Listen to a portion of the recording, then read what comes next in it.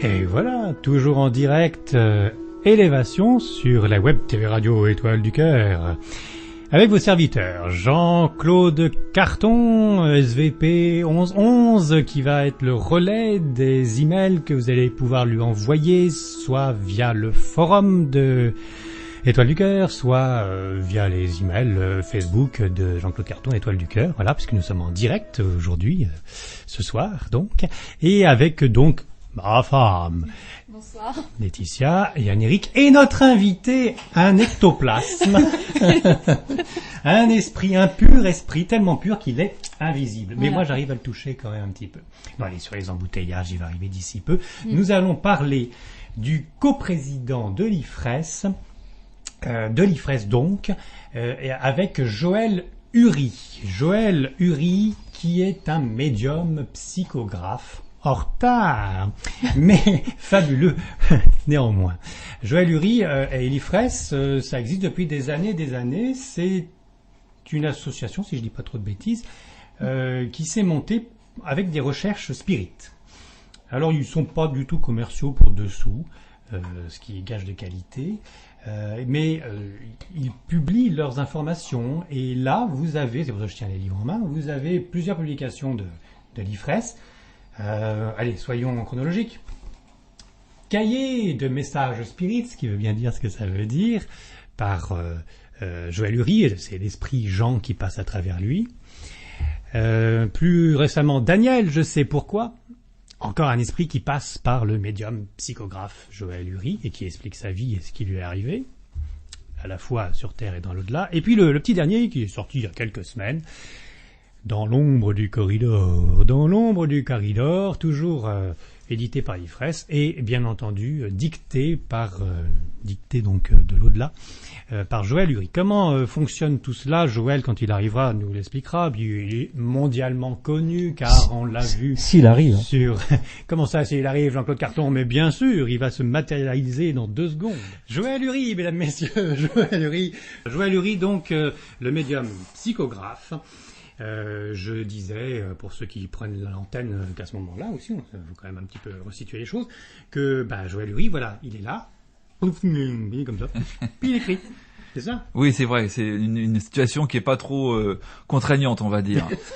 C'est-à-dire que je me laisse aller à cette espèce d'endormissement que certains appellent magnétique ou de conscience modifiée, puis me voilà parti. Alors, Jean-Claude Carton disait, est-ce que c'est pas de la narcolepsie? De là? Narcolepsie. Ah, m'endormir comme ça, ce serait bien que ce soit de la narcolepsie, ça me permettrait quand même de me dire que dans ces moments de sommeil, il y a des choses extraordinaires qui se passent, mais malheureusement, dans le cas des narcoleptiques, il n'y a pas toujours des psychographies à la clé, il n'y a pas non plus des informations qui sont données, qui sont recoupées, et puis... en tout cas, pourquoi pas? Mais je ne pense pas, quant à moi, que ce soit de la narcolepsie. Ça se fait par décision de la personne. Joël Uri décide de laisser son corps ou sa main. Alors je pense que c'est plus qu'une décision qu'une volonté. À force de faire ces expériences, ça fait maintenant plus de 25 ans, j'ai acquis un biorhythme. C'est-à-dire que mon organisme s'est habitué à entrer dans une sorte de torpeur dans laquelle ma conscience est modifiée pour le coup, puisque je m'aperçois au fil des années de ces expériences que ce que je peux produire, ce que je peux écrire dépasse et de loin mes capacités intellectuelles. Et donc viennent souvent m'accuser, dans le sens où j'écris pratiquement, pour parler assez sommairement, ma propre condamnation, puisque les choses que oui, parce que les choses que je peux écrire vont à l'encontre quelquefois de ce que je pense, et même viennent me mettre à défaut mes propres défauts, mettre à jour plutôt mes propres défauts. Donc je suis dans ces moments-là un petit peu le truchement de quelque chose qui est au-delà de mes convictions, au-delà de ma moralité et au-delà même de mes connaissances. Alors Joël Uri, est-ce que c'est l'au-delà? Pour moi, mon intime conviction fait que je suis persuadé d'être en relation avec quelque chose, un principe intelligent qui survit à la mort du corps des personnes, des gens qui ont été là avant nous, de ceux qui peuvent aussi nous visiter peut-être d'autres sphères d'existence. D'autres sphères d'existence? Oui, c'est-à-dire que je pense que, au point de vue de l'esprit, on peut aller au-delà de la Terre. Je pense que dans l'univers, il y a plusieurs mondes habités et que par l'esprit on peut communiquer entre nous tous. C'était les visions de Swedenborg qui disaient déjà que sur les planètes il y avait sous d'autres formes de vie des esprits sur Neptune, Pluton, etc. On en est à ce stade-là. Je pense. Alors. Bien entendu, on n'est pas dans les preuves, on est dans les appréciations et dans la potentialité. Et je pense qu'au point de vue de l'esprit, dégagé de toute stéréotype et de toute espèce de folklore, l'entité spirituelle, l'esprit, ce qu'on appelle l'esprit, est aussi proche, à mon avis, du radion ou de la particule, qui fait que c'est une base même de l'univers, qui fait que à ce point-là, on est dans l'élément zéro, c'est-à-dire que c'est une identité universelle qui nous permet d'être reliés les uns avec les autres en dehors des espèces et en dehors de... Joël, je n'ai rien compris. Et vous n'êtes pas... Il n'y a pas une entité qui non. vous, là, c'est vous qui parlez. Là. Oui, c'est moi qui parle en fin de compte avec... Donc, vous associez l'esprit à un atome... J'associe l'esprit, pour moi l'esprit est la base zéro. En fin de compte, c'est l'élément clé de l'univers. Je me suis déjà fait engueuler depuis ce matin, mais me faire traiter de base zéro, alors, c'est la base... C'est la base de l'univers. C'est pas le quark, parce qu'à chaque fois on trouve toujours plus petit. Oui, mais je pense que l'élément esprit, c'est l'élément assembleur. C'est-à-dire que je pense... Le vide qu'il y a autour des... C'est même pas le vide, c'est l'élan, c'est la forme de la vie, la forme physique, biologique. Alors, là, on est dans une pure philosophie. De votre part. De ma part, et qui est liée, tout simplement à tous les messages que l'on peut recevoir. C'est-à-dire que, je n'ai pas inventé l'eau chaude ni le fil à couper le beurre. On vous a présenté comme ça tout à l'heure. Et donc, automatiquement, je ne fais que m'inspirer des choses qui me sont dictées. Et c'est pour vous dire que j'essaye de m'y habituer, parce que dans les premiers temps, et encore aujourd'hui, on reçoit des dictées qui nous dépassent, et on a besoin de les relire plusieurs fois. Mais on arrive à en ressortir une espèce d'archétype d'une philosophie qui essaye de mettre d'accord tout le monde, parce que on décharge la philosophie. On va vous écouter tout le long parce que c'est une merveille. C'est fabuleux, Joël Uri. En plus, on peut se reposer, hein, Jean-Claude. Oui, mais en même temps, j'ai une question. Y a-t-il des précédents avant lui? Bien sûr. Ah oui, je pense que...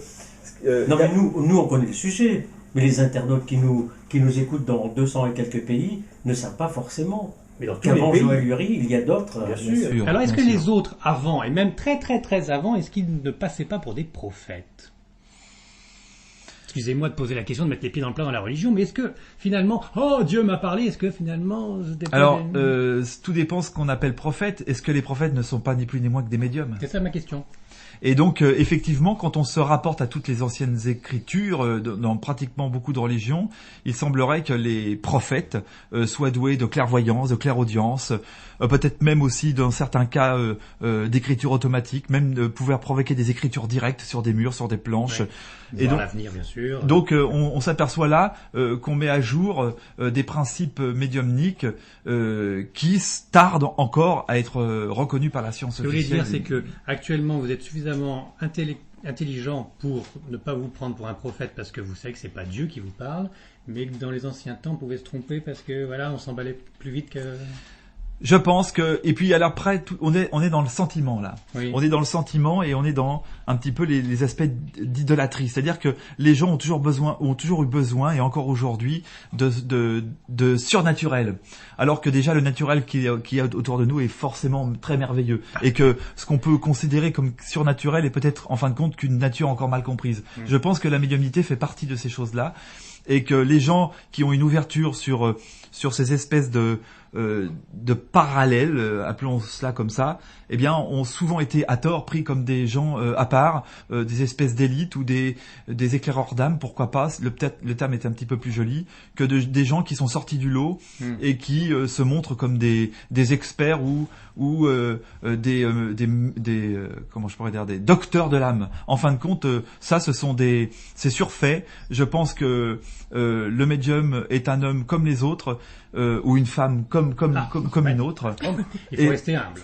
Tout à fait. Oui, alors là, c'est le côté rose, sympathique de la chose, mais avec le livre, là, dans l'ombre du corridor, c'est le côté noir. Exactement. Car je ne connais pas beaucoup de prophètes qui disaient de la part de Dieu des horreurs, mais enfin là, lui, il n'est pas bien sympa, votre esprit qui discutait avec vous par écriture interposée. Alors oui, cette histoire nous montre, en fin de compte, les rancœurs que l'on peut nourrir de notre vivant et après notre mort, puisque il n'y a pas de passe-droit et que nous mourrons tels que nous avons vécu. Au début, en fait, ça me mettait mal à l'aise et que j'étais assez effrayée de lire qu'on pouvait ressentir autant de choses négatives passer dans l'au-delà.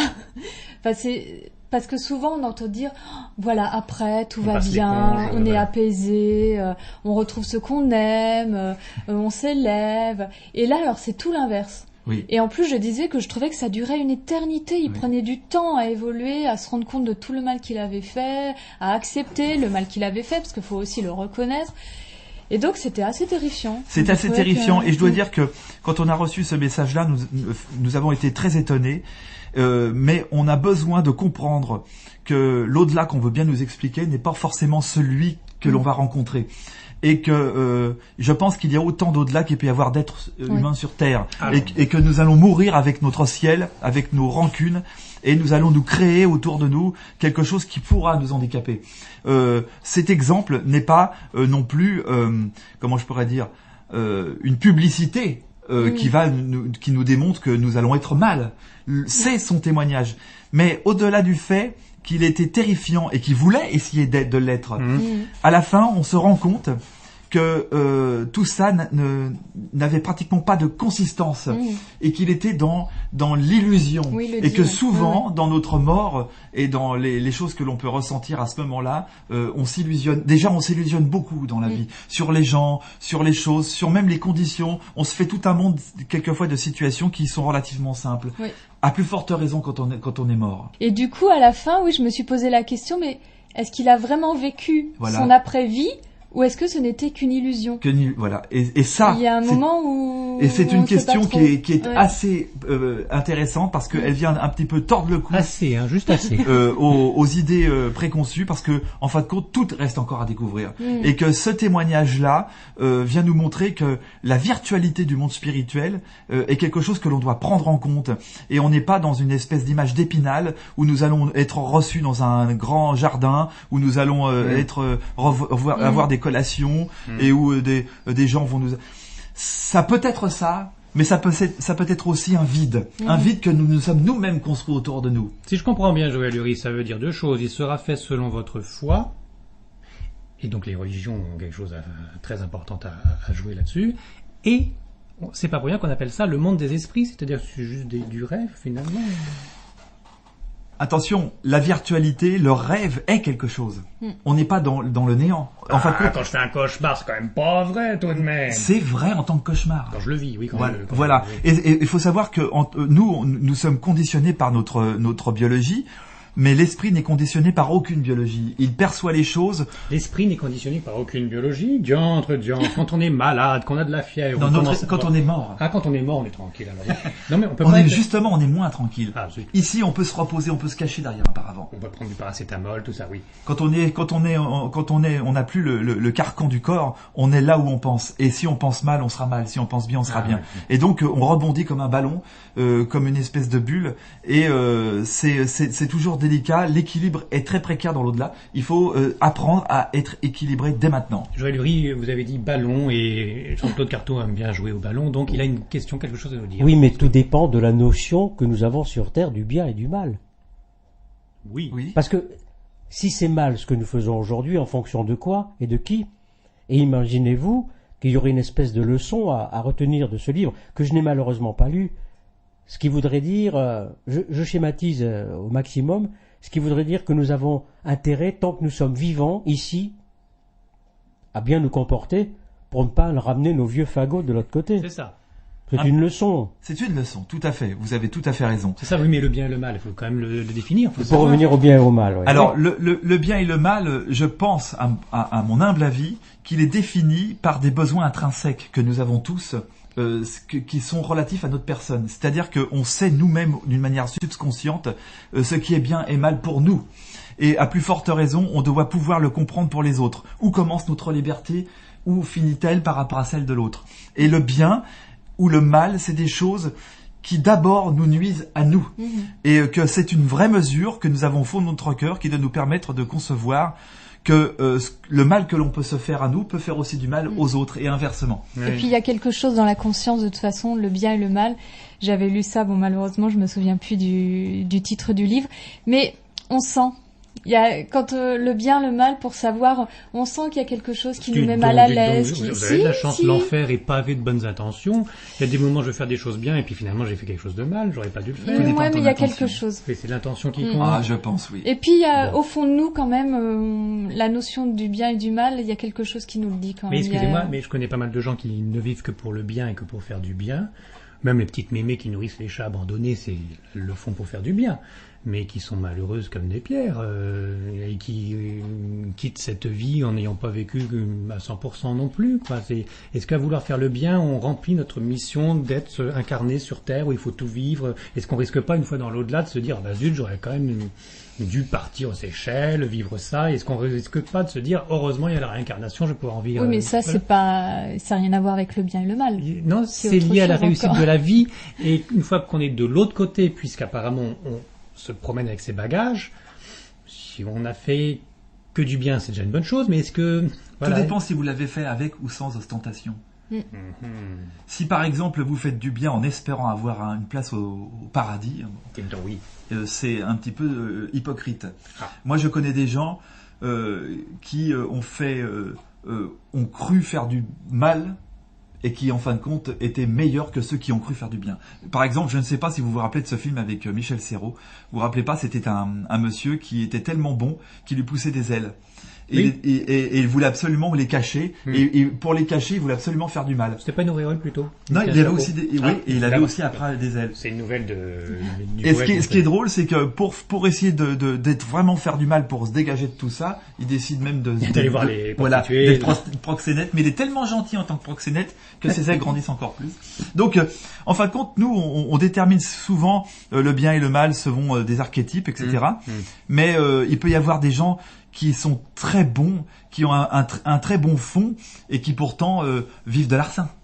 Moi, j'ai rencontré des gens dans la banlieue parisienne qui, au niveau de la société, faisaient des choses pas belles, étaient un petit peu voleurs, mais qui avaient un fond extrêmement bon. Moi, j'ai rencontré des gens merveilleux qui auraient été prêts même à mourir pour leurs amis et à faire tout pour essayer d'améliorer la vie de ses proches. Alors que d'autres que j'ai connu d'autres personnes au contraire qui elles se donnaient l'impression d'être bons, de faire les choses bien, d'aller à la messe. J'ai rencontré ceux qui faisaient les rendez-vous charismatiques à Saint-Sulpice, qui d'ailleurs ont essayé de me reconvertir au christianisme. Nous, on va essayer ce soir aussi. Et donc je le tenais même du prêtre qui officiait à Saint-Sulpice, m'ont dit qu'il y avait des gens qui se disaient être faire le bien et qui en fin de compte faisaient des choses. Et une fois quitté la messe, c'était dramatique, médisance et compagnie. Voilà, donc les notions de bien et de mal, je suis d'accord avec toi. C'est des choses qu'on ressent profondément. On le sait, moi, je pense, de notre vivant. Je pense que il y a quelque chose qui est si c'est vers le mal, il y a quelque chose qui fait qu'on n'est pas à l'aise. D'accord. Bon, d'accord. Pas besoin d'être baptisé pour savoir le bon chemin. Donc, hein. Les animaux, c'est pareil. Ils savent s'ils font le bien ou le mal. Écoutez, selon la codification du spiritisme qui a été faite au XIXe siècle, il semblerait que les esprits n'ont pas encore vraiment les esprits incarnés dans les animaux n'ont pas encore la conscience de ce qu'ils sont. C'est-à-dire ils peuvent pas dire, par exemple, moi je suis un hamster et je vis dans ma cage. Ils n'ont pas cette conscience-là. Ils vont devenir, ils sont dans un stade antéhumain, ils vont un jour incarner un homme dans l'évolution, mais pour l'heure, ils sont gérés par des âmes groupes. Comme nous, nos atomes, nous sommes une âme groupe. Des âmes groupes. C'est-à-dire, en fin de compte, ils gèrent plusieurs entités. Ce sont des explications qui ont été données. Les âmes groupes, ce sont des entités spirituelles qui gèrent et qui aident à évoluer certains êtres intelligents comme les animaux. C'est-à-dire c'est un ministre qui s'occupe de ses administrés? C'est très schématique. Hein. On n'a pas encore véritablement été jusqu'au bout de la question, puisque à travers des messages récents, on s'aperçoit que c'est beaucoup plus complexe que ça, et que que justement la relativité du temps et de l'espace font que en nous-mêmes et en un instant, dans l'univers, dans l'éternité, nous vivons tous ces stades, végétal, animal, en un instant. En un instant. Alors, c'est pas un petit peu la religion que j'aime bien d'ailleurs, les idées druidiques, ça, hein, alors, c'est pas un peu ça? écoutez, je ne suis pas un expert en druidisme, Ça vous a intéressé? mais ça m'a intéressé à un moment donné, d'autant plus que j'ai une de mes sœurs qui fait partie des druides de Bretagne. Ah, Donc, d'ailleurs, je ne sais pas si elle est devant son ordinateur elle a intérêt, dites donc, il n'y a ce pas soir. d'embouteillage quand même. avec son conjoint. En tout cas, ce que vous avez ce soir qui vous regarde, c'est Michel qui vous fait un petit coucou du côté de Bordeaux, hein, qui vous avait suivi il y a très très longtemps, que vous aviez monté. Oui, alors je pense que c'est Michel Brassard, Je ne sais pas. de c'est son nom de Michel. jeune fille. Hum. Et je ne sais pas si elle nous regarde, mais en tout cas, je lui fais un coucou. Effectivement, moi, j'ai commencé à m'occuper de spiritualité. Je traînais un petit peu la rue. Hein, je peux dire que le spiritisme, moi, m'a vraiment sorti d'une mauvaise ornière, puisque Ouais. j'avais des fréquentations qui étaient un petit peu, on va dire, un petit peu délicates. Vous étiez déjà avec un don ou pas? Oui, j'ai vécu ça depuis fort Petit. longtemps. Ouais. D'abord, ça m'a un petit peu pourri même ma scolarité. Hein. Bon, je ne souhaiterais pas ma scolarité à mon pire ennemi, de ce Bon. que j'ai vécu. Bah, Mais bon, en tout cas, on était un petit groupe d'amis Hum. et on avait voulu tenter les expériences médiumniques. Et moi, j'étais très inspiré à l'époque par ma sœur aînée. Une de mes sœurs aînées qui, elle, avait été intronisée chez les druides. Là, par contre, c'était à Paris. Je me rappelle plus exactement où. Et donc, très inspiré par les triades bardiques, j'avais lu effectivement toutes ces choses-là, mais c'est très loin. Très loin. Mais alors donc, vous aimiez bien l'idée des druides, c'est-à-dire qu'on évolue, on commence pierre, végétal, animal, et puis on continue comme ça. C'est-à-dire qu'être humain, il doit y avoir autre chose, on sera peut-être vénusien ensuite. Enfin, il y a un côté comme ça, progression systématique. Voilà, en fin de compte, la progression linéaire, rien ne se fait d'une manière spontanée, tout évolue, rien ne reste voué à l'abrutissement perpétuel. Ça, je trouve que c'est quelque chose qui m'a véritablement séduit. Alors, je suis désolé, je suis totalement idiot, enfin, perpétuel. Vous avez dit le mot là. le côté bêtise perpétuelle, c'est moi j'évolue pas. J'évolue pas, moi j'étais Mais peut-être qu'est-ce que un t'en âne sais avant, mais Je pense que, au contraire, je pense que Yann, tu évolues énormément. Et le fait, tous ensemble... tout le monde évolue, même moi je peux évoluer. je veux Oui, dire. tout le monde évolue. Surtout toi. Et même la personne qu'on aimerait condamner, Oui. eh bien même elle sera un jour vouée à la félicité. Donc, je termine un peu avec l'idée druidique. Et puis on passera aux questions, il y a des questions qui sont Bien arrivées. sûr, bien entendu. Questions des internautes. Hein. Bien sûr, vous continuez. D'ailleurs, n'oubliez pas, hein, à la fin de l'émission, nous ferons €1 pour le plaisir de tous et de chacun. L'idée druidique, on est d'accord, c'est-à-dire qu'on fait une vie en tant que pierre, une vie en tant qu'insecte, animal, végétal. Enfin, à chaque fois, on change et on a une expérience supplémentaire de vie par le créateur, et on fait qu'une seule vie d'être humain parce qu'on fera autre chose après, ou... Alors, là, pour revenir au druidisme, je ne peux pas, moi, être pertinent dans la philosophie dans le druidique. Mais pour vous, Joël Uri. voilà, pour Ouais. moi. Hein, moi, je n'ai pas assez... Moi, j'ai survolé ces choses-là. Non, mais les esprits vous ont enseigné. Mais vous avez évolué. les entités spirituelles nous ont bien expliqué que l'évolution se faisait graduellement et que même la matière évoluait. Tout évolue.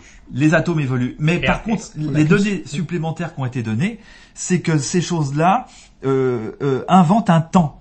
Hein, l'espace invente le temps. On est d'accord. L'espace qui me sépare de moi et de Laetitia, c'est un temps. Ma main va mettre un certain temps avant de lui toucher le bras. Mais dites donc.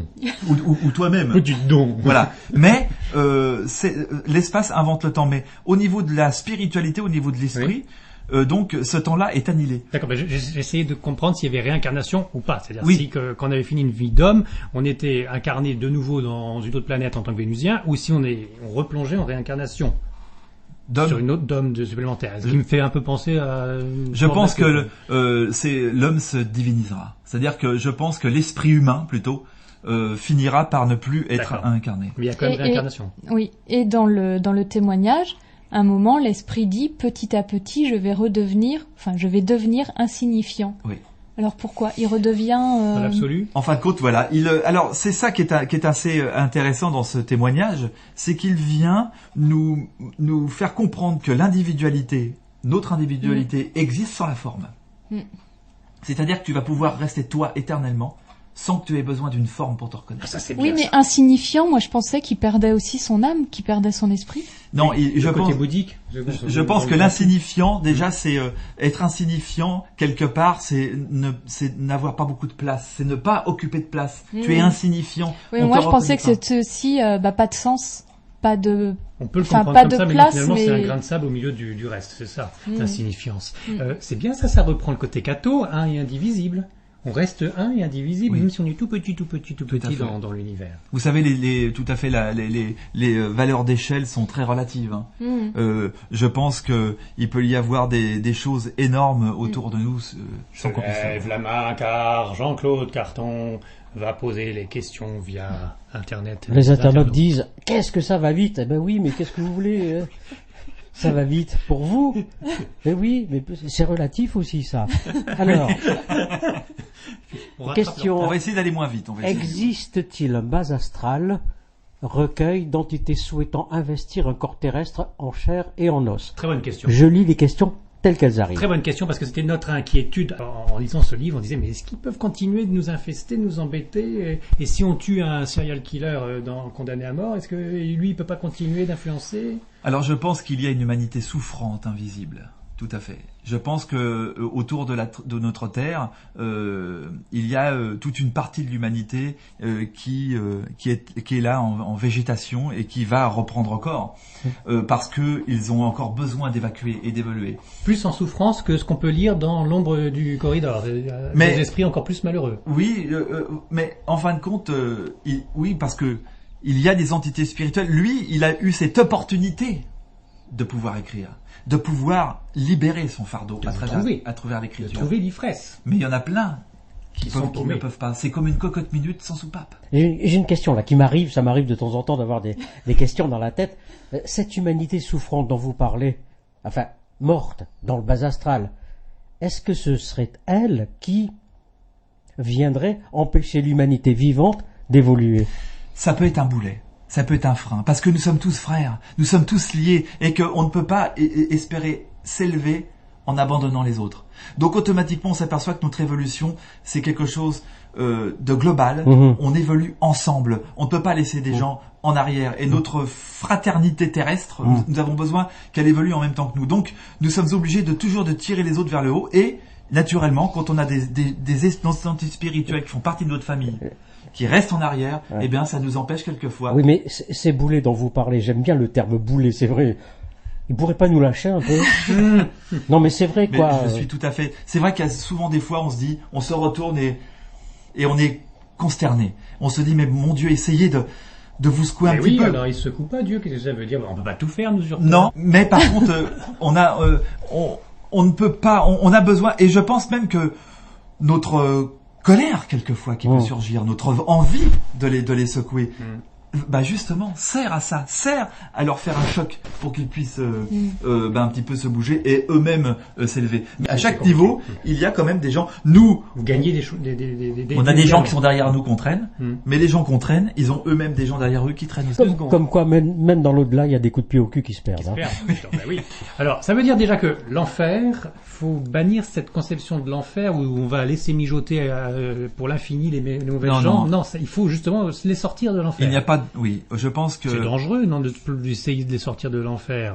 on peut pas imaginer un Putain, Dieu c'est même cassé les reins, là-dessus. juste infiniment juste et bon qui puisse vouloir la mort de l'impie. Ah, oui, d'accord, mais il y a une autre version de l'enfer, c'est le néant. C'est-à-dire que Dieu étant juste et bon, si tu veux pas aimer Dieu et si tu veux pas le rejoindre, ben il te laisse dans le néant. C'est un peu une forme d'enfer aussi. Oui, mais je ne pense pas que Dieu, justement, dans son infinie grandeur et bonté, puisse un jour, demander à une créature qu'il sait imparfaite de faire ce choix ou d'essayer de le punir parce qu'il n'a pas réussi. Punition non, mais il nous laisse libre. Donc si on veut pas le reconnaître et aller vers lui, il nous laisse libre. Il nous laisse même l'éternité. Et puis vraiment, est-ce que Dieu se préoccupe encore de nous? Ah oui.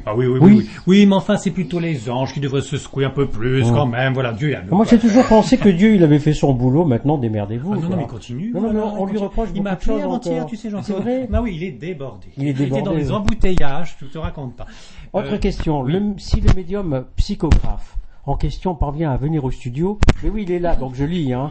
A-t-il reçu des messages d'entités extraterrestres, dites évoluées, ayant vécu sur d'autres planètes habitées? Ça y est, on est parti.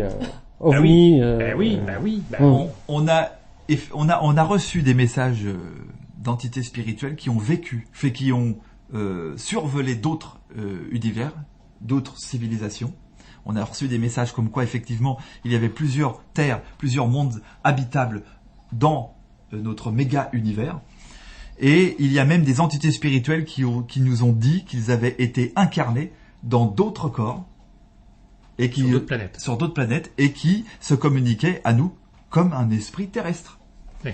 Sous ce côté druidique, on continue dans d'autres créations de Dieu, peut-être, d'autres humanoïdes, d'autres planètes. Alors, par contre, ils nous ont bien expliqué que la forme humanoïde était une forme qui était très répandue, mais qu'il y avait quand même des nuances qui pouvaient être pas effrayantes, mais qui pouvaient nous paraître spéciales. Oui, je me doute, oui. Je vous posais la question pour Louis, cet esprit dans le livre, dans l'ombre du corridor, qui s'en est un petit peu sorti grâce à vous, parce qu'il vous a trouvé. Je vous posais la question, comment il vous a trouvé, Louis, lui? Vous comprenez ma phrase?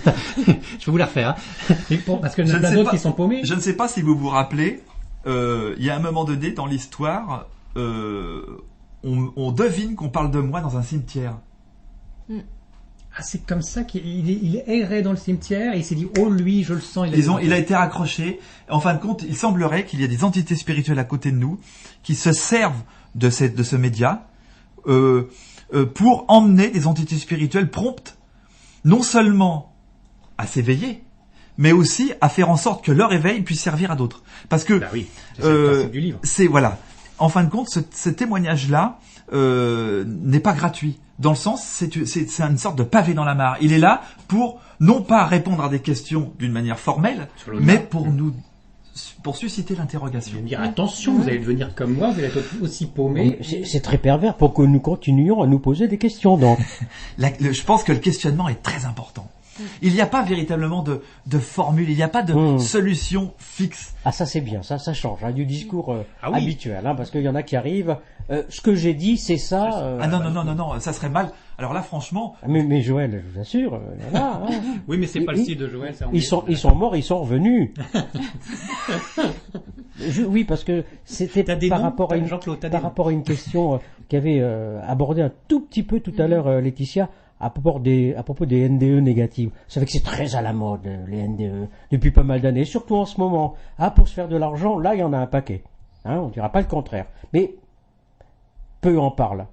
Pour de bon, comme ça, pour dire on est là dans l'argent. Oui, il y en a qui sont là dans l'argent. Mais justement, ces NDE négatives seraient-elles consécutives à des possessions d'entités malfaisantes? C'est possible. Ça fait partie du domaine de la... Il y en a de plus en plus alors. De la possibilité. Pourriez nous lâcher un peu? Mais oui, alors comment on fait pour se débarrasser de ces entités malfaisantes? Il faut pas s'en débarrasser, il faut les aider à évoluer dans le bon sens. Écoutez, Alors, attendez, deuxième question. Je mets un paquet parce qu'après je pourrais plus en placer une. Oui, c'est vrai. Vous avez parlé de vos ancêtres. Continuez, c'est très bien. Peut-être plus lentement. Oui, je vais essayer d'être plus lent. Deuxième question, vous parliez des ancêtres qui ont moins évolué que d'autres et qu'on se les traîne et qu'on est là aussi pour les aider. C'est-à-dire qu'on pourrait penser que la religion qui demande de prier pour ses morts a raison. C'est bien de prier pour ses morts, la Toussaint, tout ça. Je pense que c'est très bien de prier. Bien. Ah oui. De prier ou de penser à eux. Ah oui. Parce que ils font encore partie de cette humanité invisible. Mais de prier, d'accord. Alors on prie, on leur dit quoi? Surtout dirigez-vous vers la lumière, les copains, restez pas dans l'ombre ou... Qu'importe les mots. Ça peut être je pense à toi, ça peut être avoir une bonne image de quelqu'un qu'on a aimé. Je suis sûr que t'es avec moi, je suis sûr que t'es bien. C'est une prière. Ils sont dans l'oubli, dans le désarroi, dans le néant. Toute pensée que l'on peut avoir, positive ou négative pour les personnes, ces personnes reçoivent cette influence spirituelle. Aussi sûr que 2 et 2 font 4. Il y a eu même des expériences qui ont été faites dans certains hôpitaux où il y avait des gens qui étaient sous médicaments, donc une partie de personnes, une cinquantaine de personnes qui subissaient donc un traitement, et parmi ces personnes-là, il y en avait une trentaine qui subissaient en plus des groupes de prière. Eh bien, ils se sont aperçus au fil du temps que les médicaments étaient mieux assimilés par les personnes qui recevaient des prières sans qu'elles le sachent, naturellement. Et donc, là, pareil. Oui, exactement. D'accord. On reprend une autre question ou j'enchaîne? Je sais comme vous voulez. Monsieur. Non, j'ai une autre question. La vie de Joël, bien que s'étant améliorée à partir d'une certaine étape de vie, comment le vit-il au quotidien? toujours aux prises avec des esprits, parfois bons, donnant et n'exigeant rien, ou peu en retour, parfois mauvais, exigeant tout de suite. Mais peut-être, rajoute Vincent, je maîtrise mal le sujet. Pas du tout. Très bien. La vie que je peux mener au tout début, quand j'ai commencé ma médiumnité, c'est quelque chose qui était très perturbant. Je dormais mal, je voyais des choses, j'entendais beaucoup de choses. Ça m'a perturbé beaucoup. Ce qui a fait que j'ai énormément fait d'expériences. Je faisais ça pratiquement tous les jours pendant des heures. Expérience. D'écriture automatique, de mouvement d'objets, Vous faisiez bouger des objets. de télékinésie. Je faisais Faites de la télékinésie. J'ai fait ces expériences-là, oui. Et donc j'ai essayé avec justement mes copains, mes amis que j'avais à cette époque-là. On a fait beaucoup d'expérimentations. Au fil du temps, naturellement, j'ai réussi à apprendre à vivre avec. Pour moi, la médiumnité a été très vite. J'ai compris que c'était quelque chose qu'on avait rajouté, un fardeau qu'on m'avait rajouté, mais que je ne devais pas ignorer. Je devais faire face à cette chose-là et vivre avec. Aujourd'hui, 30 ans après, je me sens bien. Vous l'avez transcendé, ce fardeau, vous l'avez transcendé Voilà. pour une spiritualité intense. Exactement. En fin de compte, j'entends toujours des choses, mais aujourd'hui, j'entends plus quand je dévie. Mais quand je suis dans ma route, on me laisse tranquille. Alors qu'avant, c'était systématique tout le temps. Donc vous pouvez plus vous concentrer, fermer les écoutilles, si je puis dire, à Oui. certains moments. Aujourd'hui, Donc vous êtes moins attaqué par des mauvais esprits, ce qui était plutôt le cas au début. oui, j'étais un petit peu ennuyé. Mais vous savez, quand je ne fais pas de différence entre les mauvais esprits, qu'on dit mauvais esprits, qui est un terme un petit peu péjoratif, et les mauvais hommes.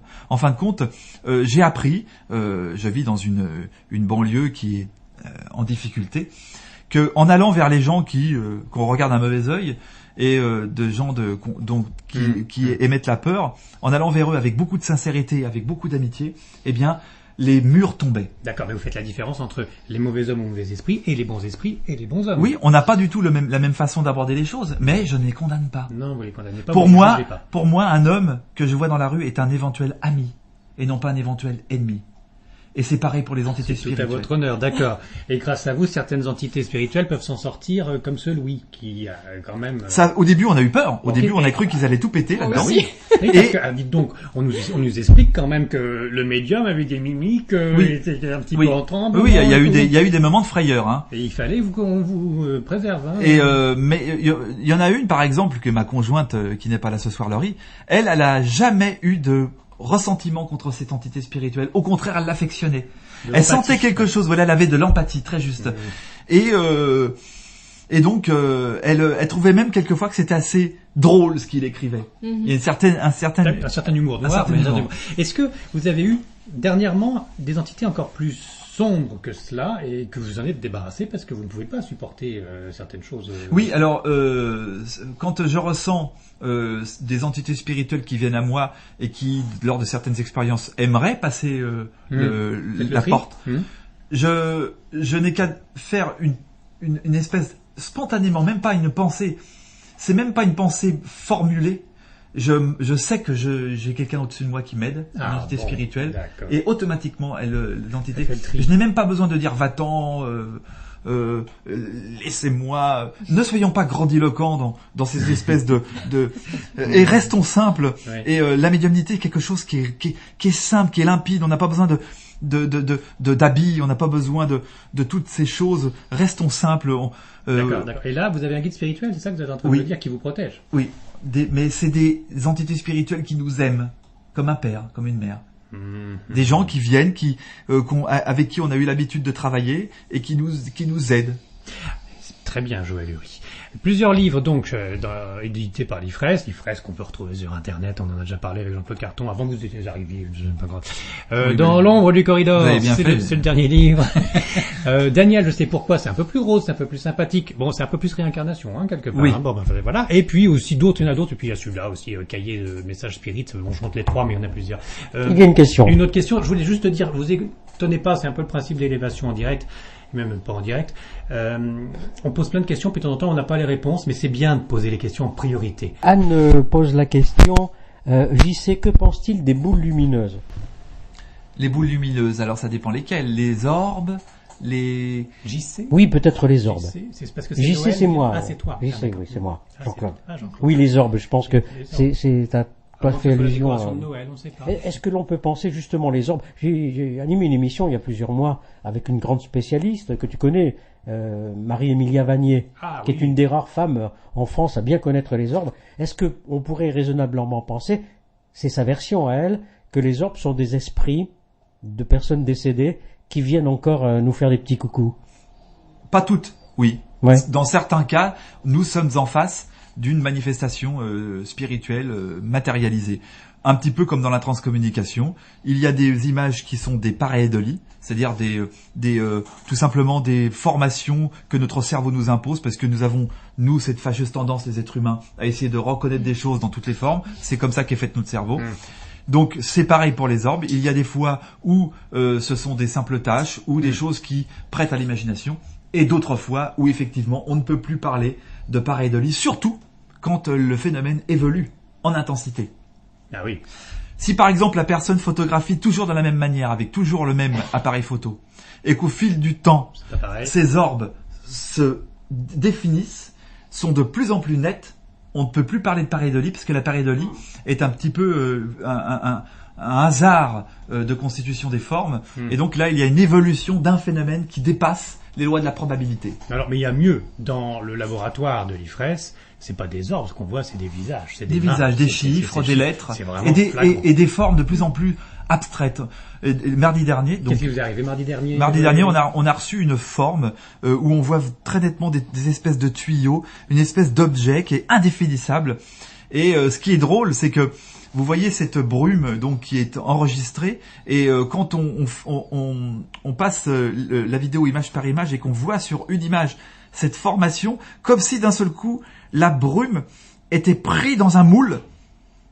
Tridimensionnel. Oui, et pouf, et d'un seul coup cette brume repartait à son état de fumée. Ah oui, oui. C'est- condensation, hop. Ouais, c'est vraiment quelque chose d'assez extraordinaire. Alors malheureusement, nos photos sont encore trop floues, trop troubles. Oh, mais c'est déjà magnifique, on reconnaît quand même sa belle-mère. Oui, mais Il y a pas- mais on a besoin de Mais il faut aller plus loin. voilà. On peut pas s'arrêter là. On ne peut pas non plus se dire être arrivé à une finalité. Non, nous sommes encore trop quelquefois dans l'interprétation. Nous sommes encore trop dans le contraste des images. Nous devons travailler encore. Donc, vous n'avez encore aucune conclusion. non, Vous aucune. êtes dans la recherche, ce qui est intéressant. C'est très intéressant parce qu'il y en a tellement qui disent, tu sais ce que De Gaulle disait. Bon, j'ai pris des photos tout à l'heure de vous trois Qu'est-ce qui... Bah oui, nu. avec un appareil portable, Ah oui. d'accord? Et je viens de les regarder, je vous les enverrai. Mhm. Il y en a quelques-unes. Qu'est-ce qui se passe encore Non, rien. Ah bon. Simplement que j'ai la conviction que nous ne sommes pas que tous les quatre. Ah oui, moi, mais je peux vous le certifier. Je peux même vous. Nous sommes d'accord, hein? Mais tu Oui. as des visions, Joël Uri? Non, mais je ressens Tu très nettement ressens. la présence. Dès que je commence à parler ou que je commence à m'exprimer, Ils sont autour de toi et puis ils je te- ressens ils très te nettement. chauffent et puis- C'est alors moi ça s'interprète par une espèce de sensation d'être sous. C'est-à-dire que j'ai comme si j'avais bu un petit peu. Mhm. Donc je sais à ce moment-là Qui sont là. qu'ils commencent à Et ils m'am- sont à m'amener. avec toi pour toi. Oui, non, pas pour moi. Mhm. Ils sont, en fin de compte, le propre du médium, le médium qui veut servir une cause, c'est quelqu'un qui s'oublie pour les autres. En Mhm. fin de compte, c'est faire en sorte que un message soit donné, Mhm. mais un message relativement simple. On est bien tous ensemble. Et on va rester ensemble. Alors on va déborder, Jean-Claude. On va déborder. On va mettre un petit peu de musique. Comment? Pourquoi? Un petit peu. Techniquement Non, parce que parlant. Anne vient de m'envoyer une vidéo Qu'est-ce qu'elle a et j'aimerais vraiment que Et on va reparler Joël de puisse ça. en prendre connaissance. Non, vous allez pas pouvoir le voir Si, parce si, que parce qu'on je suis va devant mettre un mon peu de écran. Oui, mais on va mettre un peu de musique. On va voir la vidéo de Anne et De on va se Anne retrouver. D'accord. Et techniquement, il faut que je change mes petites caméras, tout ça, donc ça sera parfait et on va continuer cette discussion passionnante toute la nuit.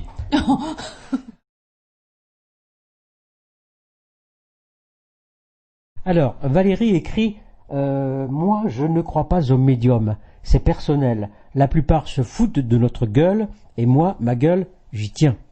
Il y a de l'humour en même temps Mais et alors Valérie, c'est ce qu'on disait au tout début, c'est-à-dire qu'il y a tellement de charlatans que à la limite, vaut mieux pas y croire. Comme ça, on tombe pas sur un charlatan, parce que au niveau statistique, on tombe sur un mauvais, quoi, les trois quarts du temps. Faut déjà faire attention à tous ceux qui demandent de l'argent. Voilà. Et c'est pas le principe de Joël. Vous êtes médium, Joël. Un coup je le tutoie, un coup je le vois, ça dépend de l'heure. Hein. Mais Vous ne demandez pas d'argent du tout vous faites des consultations? Non. Ah non, non, non, Ah bon. non, non. Ah oui. Vous êtes juste dans l'association, dans la recherche. On est dans la recherche. Nous, pour l'instant, on n'est pas là pour faire du prosélytisme ni pour essayer de convaincre les gens. On est là pour susciter l'interrogation. D'accord, vous montez pas une secte. Non, non. Voilà. Et alors vous avez un autre travail. Oui, oui, je suis fonctionnaire territorial. Comme tous les autres membres de l'association. Oui, on a tous Voilà. notre travail. Oui. Mais ça coûte cher quand même de monter ces instruments. En fin de compte, on a créé une association avec des adhérents. Et c'est comme ça que vous tournez. On tourne comme ça et on met beaucoup d'argent de notre poche. Voilà. Et puis on tire des livres un petit peu et Alors pour vous aider, c'est quoi? Faire des dons sur votre site internet ou acheter des livres? voilà, tout simplement. Mais est-ce que vous vous sentez pas un petit peu phagocyté par ces esprits qui vous disent de faire ça Ils nous disent justement jamais, ils nous disent de faire ça. Ah, zut. C'est en fin de compte, ils ne donnent aucunement d'ordre. Non. Justement, on fuit comme la peste les entités spirituelles qui pourraient nous donner des ordres ou nous dire c'est comme ça qu'il faut faire et pas autrement. Mhm. Ils sont toujours dans la démonstration, ils sont toujours dans la relation de cause à effet et qu'ils essayent toujours de nous expliquer le chemin à parcourir en nous montrant certains déboires et après ils nous laissent libre choix. Vous pourrez faire comme ça, vous irez là, vous pourrez faire comme ça, vous arriverez là, vous pourriez faire ça, ça vous arrangera. C'est tout. C'est tout. Mais ils interviennent pas plus. Ils nous disent jamais quoi faire à notre place. Jamais ils vont endosser notre responsabilité. Je sais que tu es contre les jeux de hasard, je sais que les esprits qui sont autour de toi ne sont pas du tout dans le côté matériel et à vous aider même financièrement. Mais bon voilà, il va falloir, même pour les esprits qui sont autour de toi, parce que tu n'es pas seul quand on fait cette émission, je reprécise qu'il va falloir quand même nous donner les numéros de l'euro-million. Je pour le commence 22 à novembre. comprendre pourquoi, depuis le début de cette nouvelle émission, sur la Web TV Étoile du Cœur, tu veux à tout prix. Ça y est, j'ai compris. Ah, c'est pas fini, Mais c'est tu es un matérialiste, Complet. Yann-Éric. Tu es un matérialiste. Tu penses que en ayant des médiums, ils vont te donner le... Mais attends, s'ils connaissaient les numéros, il y a longtemps qu'ils auraient joué pour eux. Oui, Mais bien oui. sûr, c'est pas pour ça, tu t'en doutes bien. Et que Joël financerait son association. Alors justement, pourquoi ils sont pas dans le concret, nos amis de Ils sont pas Lausanne? cons, ils sont pas matériels. Ben oui, pourquoi ils nous aident pas? Ils savent bien que c'est difficile sur Terre. Il y a un autre qui va gagner l'euro-million du 22 novembre, il le mérite même pas. Tandis que nous on est des On saints. sait pas s'ils le méritent pas, on sait pas. Alors écoute, tiens, alors là, le 22 novembre, pour moi, c'est un jour très très très important. C'est pas le mien, c'est le jour, la naissance de mon papa. Le 22 novembre 1922. Il est parti depuis. Papa, tu peux nous donner un petit coup de main tout à Ben l'heure voilà. Hein? Alors, Joël Uri disait qu'il ne les voyait pas, mais il les sentait autour de lui, les esprits. Alors déjà, vous aviez tenté le coup avec Oui, les esprits dans les pour tout débuts. le loto. Qu'est-ce qui s'était passé? À chaque fois que l'on essaye ce genre d'expérimentation, forcément, à un moment donné, on est tous amenés à se poser la question, mais est-ce qu'on pourrait pas, par cet intermédiaire, recevoir les numéros du loto? Ah tiens. Donc automatiquement, on a tous pensé à ça. Quand on fait de l'expérimentation, on veut voir si ça marche. Et j'ai fait 2 tentatives, une ensemble en séance. C'était un de mes collaborateurs qui disait qui a posé carrément la question. Suivant, parce que c'était à l'époque où on devait acheter pas mal de matériel. Ah bah tiens. Et il a dit, mais vous pourriez pas nous aider avec le numéro du loto? Et là, les entités spirituelles ont botté en touche, ont dit, ne nous prenez pas pour la poule aux œufs d'or, ou vous seriez automatiquement rayé de nos annales. Vous avez d'autres moyens pour arriver à vos fins que d'attendre la fortune. Et la deuxième tentative, je l'ai fait avec ma mère. C'est-à-dire que ma mère elle jouait toutes les semaines au loto, et quand moi j'ai commencé à psychographier, je m'étais dit tiens, et je faisais aussi à cette époque-là des exercices de psychométrie, la mémoire des objets. Et donc j'avais tenté le coup en disant allez, tous les numéros qui vont apparaître dans mon esprit, dans mon fort intérieur, entourés d'un cercle, seront les bons. Donc j'attendais, et effectivement, à un moment donné, est venu des numéros entourés. J'en ai eu 4 que j'ai joués, ils sont sortis. Ah, Mais j'en ai eu que 4. Que 4. Mais vous aviez joué 4 numéros seulement? Non, on avait joué 6. 6. Parce que j'ai jamais eu les autres. Vous aviez visualisé 4 numéros, Oui, et vous aviez joué 2 autres numéros comme ça au hasard? oui. Ah d'accord. Et les 4 visualisés sont Oui, sortis. et ça, ma mère en a été témoin. Et donc, le truc, c'est qu'on m'a fait comprendre que c'était possible, mais que c'était absolument pas souhaitable. Alors pourquoi? Je ne sais pas. Je n'ai pas la réponse. En tout cas, il y a même Hélène Bouvier qui avait réussi à faire ça avec Aussi, oui, effectivement. avec ouais. le tiercé. Ouais. Et elle l'a fait en face de plusieurs témoins.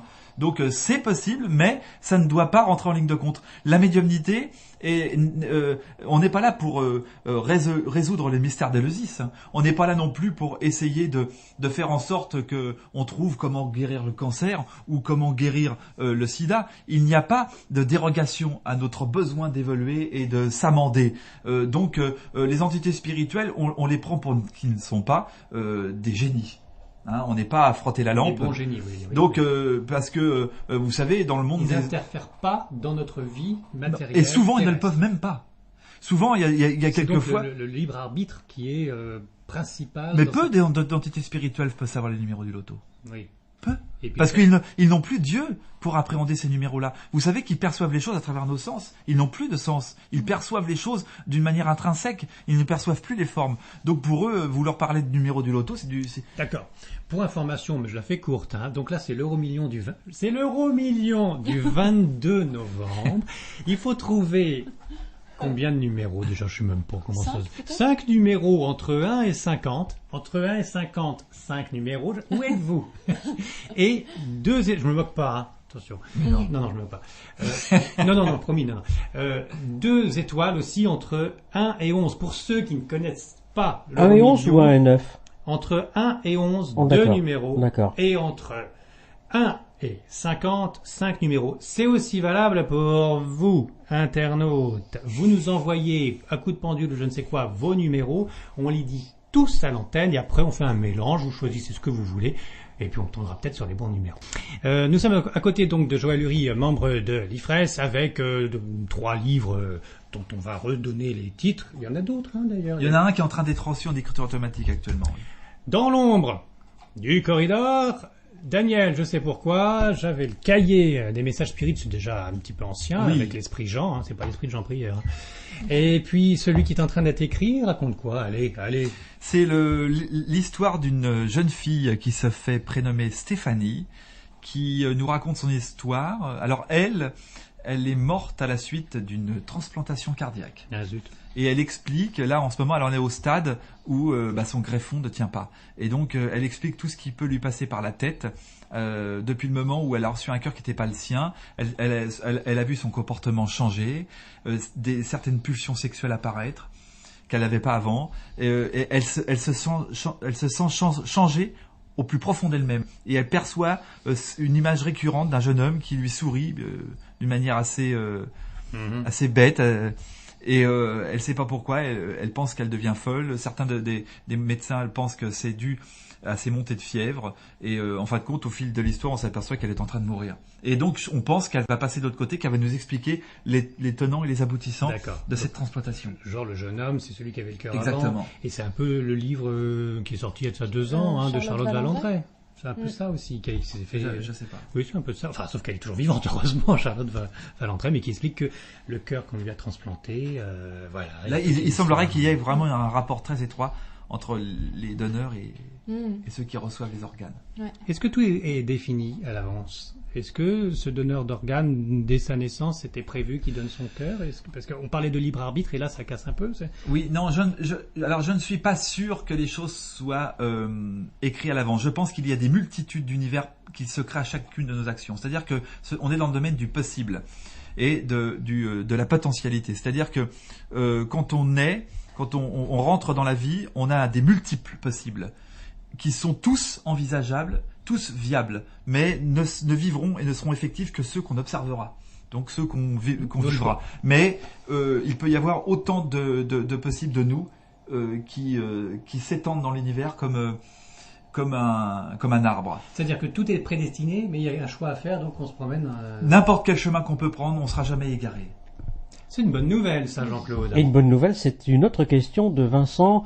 Peut-on distinguer les guides spirituels censés être plutôt positifs pour notre âme ici-bas? Alors vous savez, nous on part du principe qu'on reconnaît un arbre à ses fruits.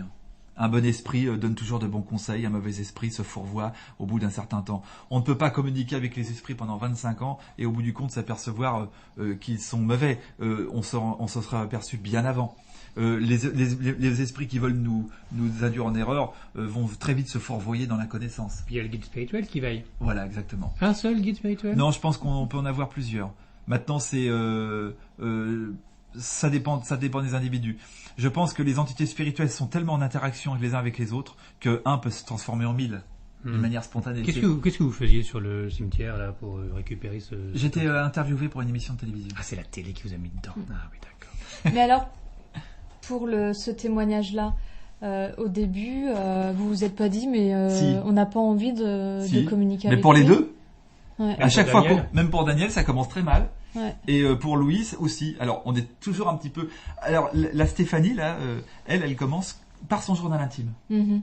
C'est très drôle. Mm. C'est une petite jeune fille. Elle nous raconte un petit peu ses déboires et la façon dont elle a du mal à respirer due à l'atrophie de son cœur. Mais à chaque fois, les histoires commencent d'une manière assez étrange, Ouais. effectivement. Parce que Louis, quand il raconte qu'il veut se venger parce que sa femme, elle a un amant, donc on est un peu de son côté. Mais après, il est tellement dans la haine et puis tellement furieux alors qu'on l'aime pas, quoi. Non, on l'aime pas. Donc vous avez pas eu envie de l'abandonner? Non, pas du tout. Non, parce que Laurie l'a soutenu. Oui. Oui, La compagne oui, de- il y a Laurie qui de avait de Daniel. l'empathie, mais sinon. On est dans l'expérimentation. Donc nous, en tant qu'expérimentateurs, on observe. Oui, mais du coup, vous avez pas peur qu'il vous fasse du mal? Ah non. Se Vous défend. vous sentez protégé. Oui, on se défend. Mais pourquoi?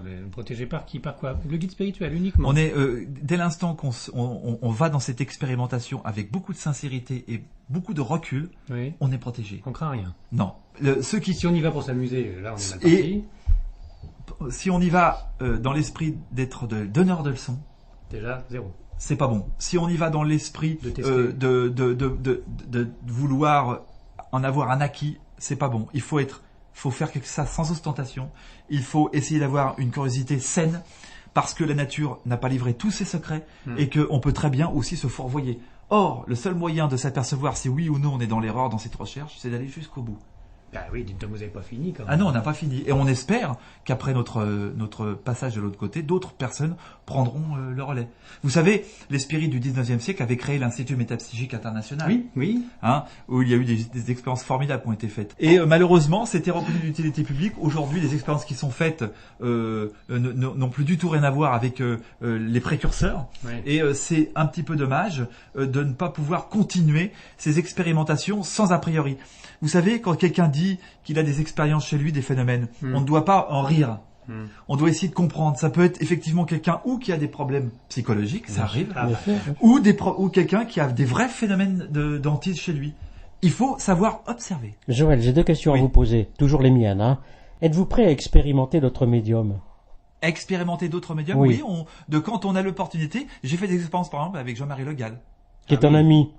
bien Jean-Marie. Mais Vous voyez Jean-Marie Le Gall. Jean-Marie Le Gall, le goût. Voilà, ça c'est Jean-Marie Le Gall. Oui, il a tordu une cuillère devant nous Oui. dans une expérience. Alors pour ceux qui ne voient pas, Jean-Claude montre une cuillère. Oui, mais ils la connaissent maintenant. hein. Montre-le à la Chaque- caméra qui est là, juste devant ton visage. Chaque fois que je peux... magnifique. Ah, c'est vrai que j'ai une caméra qui est en train de Eh me oui. filmer. Non, Et donc, j'aime pas ça. Jean-Marie Le Non. Gall a tordu une cuillère en argent.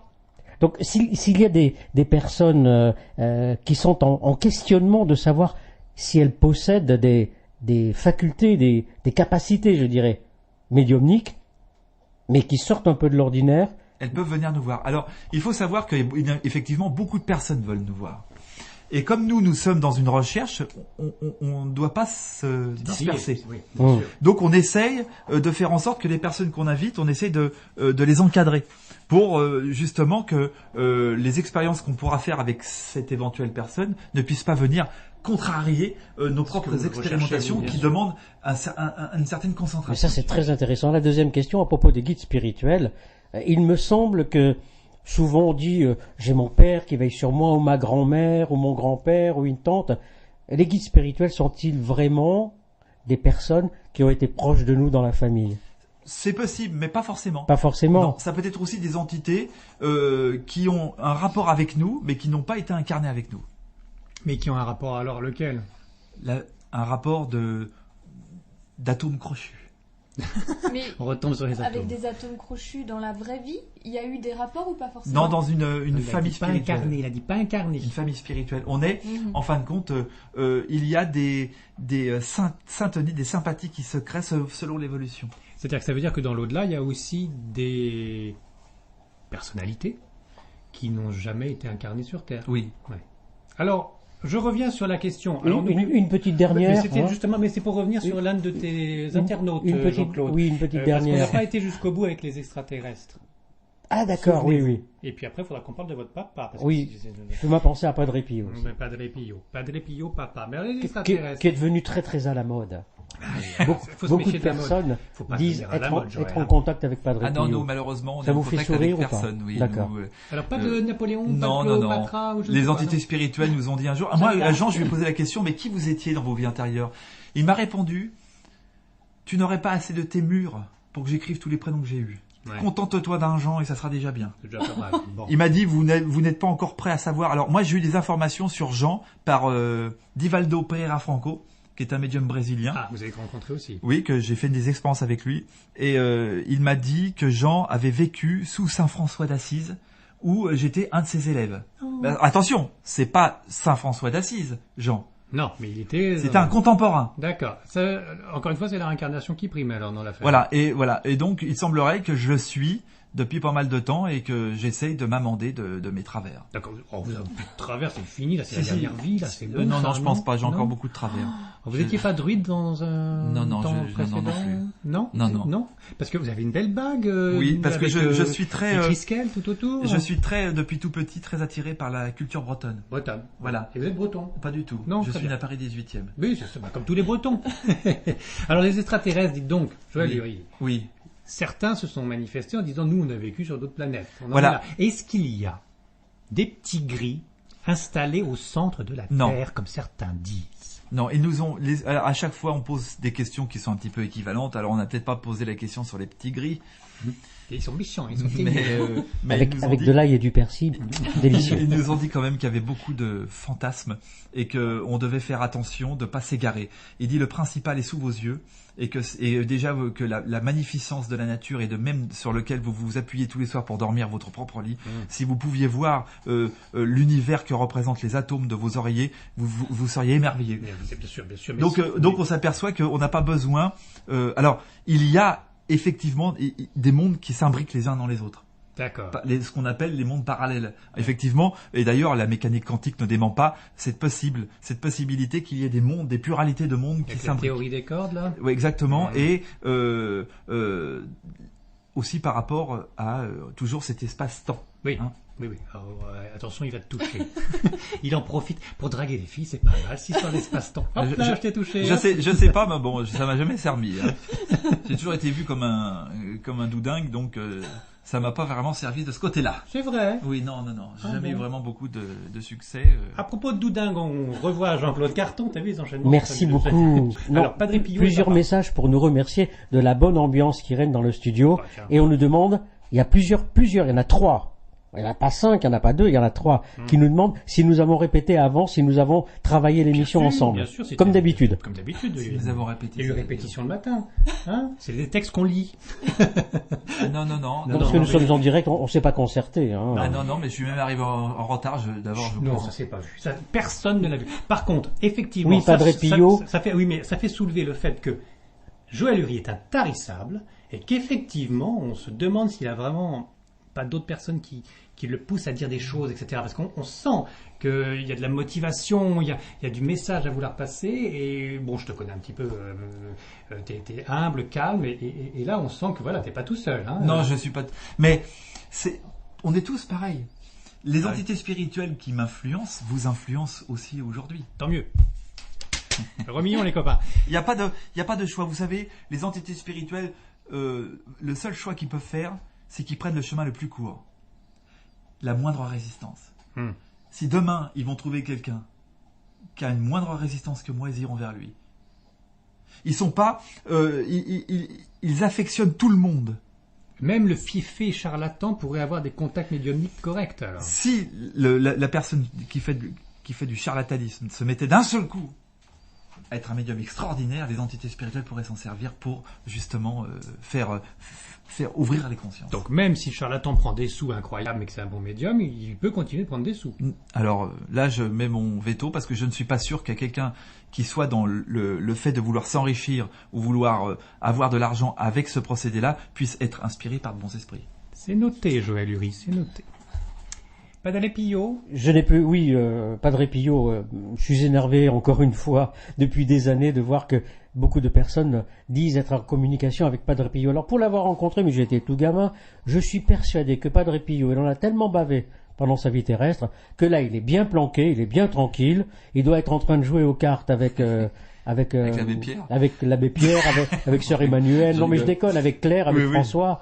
Et parce que c'est facile de dire je suis en contact avec Padre Pio. C'est facile, bien sûr, mais pourquoi pas Sainte Thérèse? Mais parce qu'il en a, Sainte Thérèse de mais il Lisieux. est détaché de tout ça. Non, Et je voulais pas revenir forcément. à une question que vous avez abordée tous les trois Oui. tout à l'heure. On y revient. Les cimetières. Mais il n'y a plus personne, ils sont partis. Bah oui, mais la télé met Joël Uri dans Mais les il faut cimetières. arrêter. Bah oui, Oui. alors arrêtez la télé. Mais il faut arrêter, il n'y a plus personne, Je fais Joël. Halloween, mais Vous êtes quand bien même. C'est d'accord? très beau un cimetière par contre. Oui, c'est beau, c'est calme. Au moins, on ne risque rien. Quoique. C'est un vrai patrimoine. Mais ils ne sont plus là, ils sont partis. Ah bah, ils sont- Il se passe des Il se passe choses des dans les choses. cimetières. Non, mais ils sont c'est- partis. Mais ce qui est drôle, c'est Joël, que... ils sont partis. Oui, pour la plupart, il y en a peut-être qui sont encore accrochés à leur squelette. Non. Vous savez, il y a quand on s'intéresse à la vie et à la mort, on a une conception de la vie et de la mort qui diffère. Pour beaucoup de personnes, la vie ou la mort, ce sont quelque chose qui sont, en fin de compte, très subjectives. Quand on dit à une personne, qu'est-ce que la mort pour toi? Les gens disent, bah c'est la fin de quelque chose. Mais encore, bah c'est la mort de quelqu'un, c'est la pourriture, la désagrégation. Et la vie, c'est quoi pour toi? Le mouvement, la conscience. Bon, on va essayer d'être ok sur les mots. Le début d'une autre vie? Le début d'autre chose. C'est vrai, oui. Alors après, on pose des questions toutes simples. Est-ce qu'une pierre vit? Et oui, Est-ce qu'on peut considérer qu'une pierre est en vie, comme la terre, oui. une vie végétative ou une vie minérale plutôt? Alors là, ils savent pas trop. Tu m'as dit que pour toi, la vie, c'était le mouvement. Si on regarde au microscope, les atomes qui composent une pierre, qu'est-ce qu'on va s'apercevoir? Ça bouge, dites donc. Ça bouge? Sa vie. Les atomes n'ont jamais cessé d'exister. Quand on va aller dans les cimetières, qu'on va ouvrir les tombes, je le fais pas, hein, et qu'on va gratter un petit peu les os de tous ces merveilleux cadavres qui gisent aux 6 pieds sous terre, Ami gothique, bonjour. et qu'on va prendre cette poussière d'os et qu'on va la regarder au microscope électronique, Ça bouge. on va s'apercevoir que les atomes n'ont jamais cessé d'exister et de vivre. Même les atomes des squelettes des dinosaures, qui ont 160 millions d'années pour les plus jeunes. Donc, imaginez maintenant que chaque atome de notre corps soit comme des clés USB, douées de mémoire. Lentement, hein. Ça va, c'est bon. Les vers. On s'aperçoit que il y a au plus profond de chaque atome qu'on a dynamisé Ouais. notre mémoire. Et les atomes ne sont jamais morts. Un cadavre d'atome n'existe pas. Ça veut dire que quand même il y a reconstitution, Oui. mélange. Mélange, reconstitution, mais il y a une mémoire qui est gardée. Mais c'est pas la même chose. Il y a addition, il y a différence après. La mémoire se fond avec une autre mémoire. Elles se font jamais, elles s'additionnent. S'additionne. Et 1 plus 1, alors ça fait combien Joël Ça dépend, il faudra demander à ce fameux karatéka. D'accord. Ça fait pas forcément 2. D'accord. Non, mais on est dans On va une prendre- dimension. Oh là là, oh là. Non, mais c'est pour dire que la vie et la mort, c'est bien particulier. Hein. Je comprends bien. Et puis en même temps, on a un sacré travail à faire pour dédramatiser la mort. Oh, tout à fait. Oui. D'accord, hein. Bon, bah, ça, c'est c'est pour fait. ça que c'était Allez, les vers, intentionnel c'était aussi. très très drôle. Mais alors, C'était très très drôle. oui, oui. Alors, dans l'ombre du corridor, par Joël Uri en tant que psychographe, l'histoire de Louis, Oui. qui n'est pas finie finalement. Il y a un tome 2 un de ces jours. Je sais pas. Il est Daniel, parti, il jamais revient il est plus. revenu. Et voilà, il raconte. Alors, Et Louis non plus. vous êtes un psychiatre des esprits. Je suis Il non s'allonge sur un le truchement. divan. Ils s'allongent sur le divan, ils racontent leur malheur et puis après ils reviennent plus. C'est ça Bah, le mieux Louis, il est libéré à la fin finalement. Il est libéré. Voilà. Oui, mais pour il a raconter ce qui se compris. passe une fois qu'il est libéré, quand même, on aimerait bien savoir un petit peu. Mais il qu'est-ce qu'il redevient devient. insignifiant. Ça t'a marqué, hein, insignifiant, parce que tu crois Ouais. qu'il est perdu, oublié. Voilà, c'est moi, ça c'est vrai que je l'ai compris Ça comme s'il correspond à ton caractère. devenait rien, quoi. Oui, voilà. C'est le côté bouddhiste. Comme s'il hein. n'existait pas. Je disais et tout ça, à l'heure, ouais. c'est le côté côté bouddhiste, le côté on se fond dans le Ouais. grand tout. Et Comme Joël si Louis ne dit pas ça. il n'existait plus et comme s'il n'avait pu. On se souviendrait plus de lui, quoi. Sa conscience aurait disparu. Et insignifiant, ça, ouais. vous ne le dites pas. Ça. Ah non. Mm. C'est autre chose. Pouvoir exister sans avoir le support des formes, c'est extraordinaire. Pouvoir Être. exister sans le support des formes, rester ce qu'on est en s'associant aux autres. Ouais. C'est ça Et moi, j'ai relevé aussi une autre phrase que j'ai beaucoup appréciée. Alors, il dit « Je ne partirai pas, car je suis déjà loin. Je ne reviendrai pas, car je suis déjà là. Et j'aimais bien aussi Ça, cette, c'est la relativité du temps et de l'espace. Ouais. Oui, il va te toucher, Michel. Non, mais c'est... Il est bête. Non, oh là, très très bête. Je te prie bien falloir me pardonner. Non, mais voilà, je trouvais que ça pouvait exprimer beaucoup de choses, ouais. Que finalement, bah oui, il est toujours là, quoi.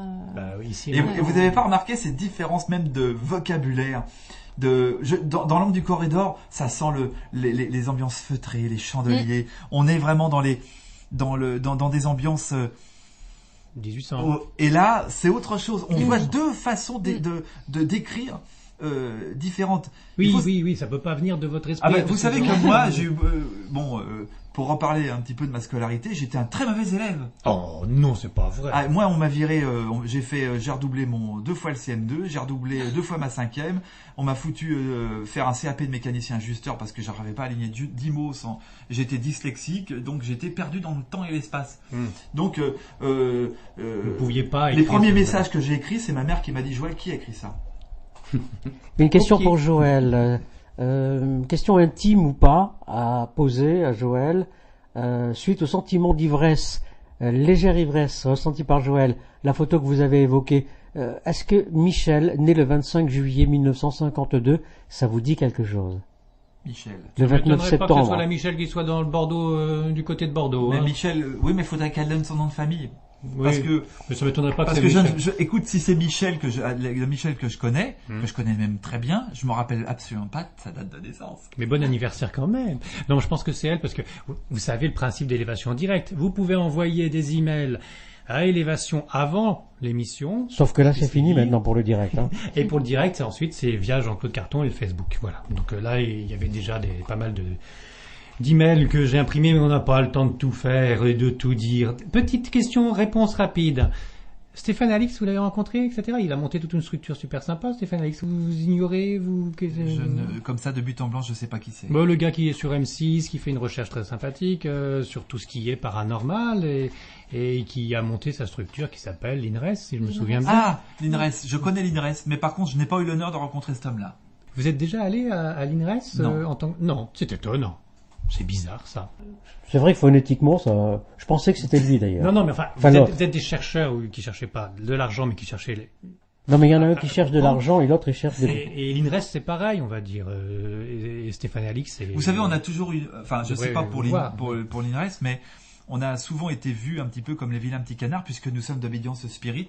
Nous faisons partie, malheureusement, de l'Union Spirit française qui aujourd'hui est en stand-by pour des problèmes de personnes. Donc, les spirites parisiens ont eu souvent une mauvaise réputation. Oh, bon. Et on a fait en sorte que ce soit terminé parce que les spirites, il y a peut-être eu des spirites qui étaient un petit peu plus mystiques.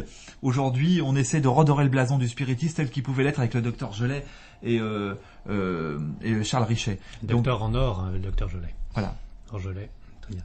Bon, et Seth, vous avez les écrits de Seth, de l'américaine dans les années 70, il y avait une entité, Seth. Vous avez lu ça? Non. Non, vous n'avez pas lu. Parce que c'est un petit peu ce que vous vivez vous aussi. Non. Sauf que là, Seth, c'était moi je suis super sympa avec vous, je vais tout vous dire pour que vous alliez mieux, je vais tout vous expliquer, la vie, l'univers et le reste. Puis, il disait aussi, mais Jésus-Christ, il est pas mort sur la croix. Enfin, il disait Non, moi je connais pas Seth. Seth, il y a plusieurs tomes. Très intéressant, ça date des années 70 et c'est... Si on s'y met à 2 alors. Il y a peut-être pas 7 tomes, ils sont peut-être arrêtés à 6, Joël Uri. Mais la question par découlement, c'est... Vous l'avez parlé, médium spirit et spirit mystique. Est-ce que vous êtes face à Dieu, face à Jésus-Christ, face à Bouddha, face à Mahomet? Est-ce qu'on vous en parle de... il nous parle... alors, on nous parle souvent de Dieu comme la cause première de toute chose. Le Créateur. Voilà. Et on nous parle des différents prophètes. Et il nous parle à ce niveau-là d'hommes et pour certaines de femmes qui ont été des éclaireurs d'âme, effectivement. Ils ne font pas de distinguo dans la suprématie de la religion, quelle qu'elle soit. Voilà. Et ils pensent que chaque religion est un outil susceptible d'amener les gens à la félicité. On n'a pas besoin forcément de faire du spiritisme pour évoluer, on n'a pas besoin forcément de quitter sa religion pour une autre. D'accord, c'est comme en cuisine, on prend ce qui nous est bon. Ce qui est le plus proche de nos de nos ressentiments, de notre sensibilité. D'accord. Au début de notre entretien, quand vous êtes arrivé, on parlait des prophètes qui peut-être s'étaient un petit peu poussés du col en croyant qu'ils étaient avec Dieu, alors que peut-être c'était qu'une entité bénéfique, mais peut-être pas Dieu vraiment. Vous avez jamais eu de contact avec Dieu directement? Non. J'ai eu des contacts avec les entités spirituelles qui sont des émissaires. De Dieu? Des anges? Non. Ils se sont pas du tout présentés comme tels. Ils se disent être des êtres qui sont là pour nous faire s'élever, et ils utilisent notre intermédiaire pour cela. Mais en tout cas, on n'a pas nous-mêmes de dérogation. D'accord. Et ils disent que toutes les religions se valent finalement. Ils disent que toutes les religions ont tous un sens profond qui malheureusement n'est pas vraiment entendu. D'accord, oui, puis un peu perverti aussi pour des histoires de pouvoir. Et donc on ne peut pas mettre Moïse plus haut que Bouddha, ou plus bas que Jésus-Christ, ou plus haut que Mahomet. Non. Et ce qui est intéressant, on ne peut pas parce qu'on ne doit pas, ou parce que non, c'est parce que en fin de compte, il n'y a pas eu de cassure. Aujourd'hui, les entités spirituelles très évoluées sont comme des prophètes. En fin de compte, aujourd'hui, avec l'évolution, on n'a plus besoin d'être personnifié à une personne. La vraie évolution, c'est que la bonne parole peut être donnée dans toutes les chaumières, grâce à des interprètes qui seront le plus transparents possible. Et vous savez, vous parlez à un catho, là, vous savez bien que vous parlez à un catho. Et alors moi, on me dit tous les dimanches que c'est Jésus-Christ qui vaut le coup et c'est le seul chemin, quoi. Et que Jésus-Christ est mort sur la croix pour nous sauver et qu'il est ressuscité, que c'est le seul à avoir fait ce coup-là. Vous voyez? Donc là, ils vous disent quoi, les esprits? Non, il est pas ressuscité, c'est pas le seul chemin. Ah, en fin de compte, la résurrection, ils essaient de nous l'expliquer comme la réincarnation. Oui, ça va pas plaire à tout le monde. Je trouve que ça mériterait une autre émission, parce qu'on va être pris par le temps, on a encore le loto. Et, oui, alors le loto. Et il y a des horaires auxquels on ne peut pas aller au-delà, si j'ose dire. Il y a encore beaucoup de questions, mais écoutez, quand Joël reviendra, pourquoi pas, là il n'y a plus le temps, il y a plein de questions, c'est bien que vous ne soyez pas de votre poste de télévision, mais voilà, ça fait un peu tard maintenant, et il y a le loto, l'euro-million. C'est Nala qui écrit « J'aimerais savoir si vous avez, c'est à Joël la question, si vous avez une explication en tant que chercheur au sujet des phénomènes paranormaux qu'ont vécu certains religieux comme Padre Pio ou Marthe Robin. S'agit-il du pouvoir de l'inconscient, comme le soulignent certains parapsychologues? Je vous remercie. » Alors là, nous sommes vraiment dans des cas de médiumnité à effet physique. Les transfigurations, les manifestations d'odeur, les lévitations, etc. Ce sont des phénomènes qui peuvent être reproduits dans certaines circonstances avec certains médiums à effet physique. Alors maintenant qu'on dise que ce sont des projections du mental sur la matière, c'est déjà fort de dire ça. C'est comme si on disait que oui, ce que tu as, c'est pas des communications avec les esprits, c'est de la transmission de pensée. Mais c'est fort déjà. C'est déjà fort. La transmission de pensée, c'est déjà quelque chose d'extraordinaire, puisque comment est véhiculée la pensée? Donc, vouloir expliquer autrement en prenant des exemples qui sont tout aussi étranges, c'est comme si qu'on nous disait tout ça c'est du hasard, effectivement. Mais il y a quelque chose. Mais le hasard c'est quoi? Quand on regarde sur le dictionnaire la définition du hasard, c'est concours de circonstances inexpliquées. Donc le hasard c'est quelque chose qu'on ne peut pas expliquer, donc on essaie d'expliquer l'inexplicable par l'inexpliqué. C'est une réponse courte, très bien. Et le paranormal d'aujourd'hui sera le normal de demain. Exactement. Ouais, exactement. Joël, vaut bien une nouvelle émission en 2014. Oui, d'accord. Bien entendu. J'en reviendrai avec plaisir et à l'heure. Et on reprendra toutes les questions qui n'ont pas eu de réponse. Donc 5 voilà. 5 croix dans les chiffres, et pour les étoiles 2 croix. Joël, est-ce que tu peux me dire comment je pourrais faire moi parce que j'ai oublié mon pendule. Alors je vais essayer de faire autrement. Est-ce que je dois entendre une voix par derrière moi qui pourrait m'inspirer? Non mais spontanément. Voilà. Spontanément. Soit spontané. Mais... La pire des choses pour les médiums qui s'essayent, c'est d'attendre. Bon, le médium n'attend pas, il est spontané. Il réfléchit pas. Vas-y, réfléchis pas, fais-le tout de suite. Ah bah oui, mais là je fais. Mais regarde mes mains dans les croix. Mais regarde. Et ben voilà, c'est très bien. Mais non, mais c'est affreux, j'ai fait un grand trait, je n'ai même pas réfléchi. Alors bon, d'accord. Je donne les chiffres de Joël Uri. Il l'a fait spontanément. Moi, je vous conseille de quand même plutôt jouer les chiffres de Joël Uri. Mais pas. Le 13, le 23, le 25, le 31 et le 48 pour les 2 étoiles. C'est le 6 et le 10. On se retrouvera très prochainement. Joël Uri, merci. On se quitte car on a fait long, mais on se retrouvera dans l'ombre du corridor aux éditions Ifress, c'est publié par Ifress.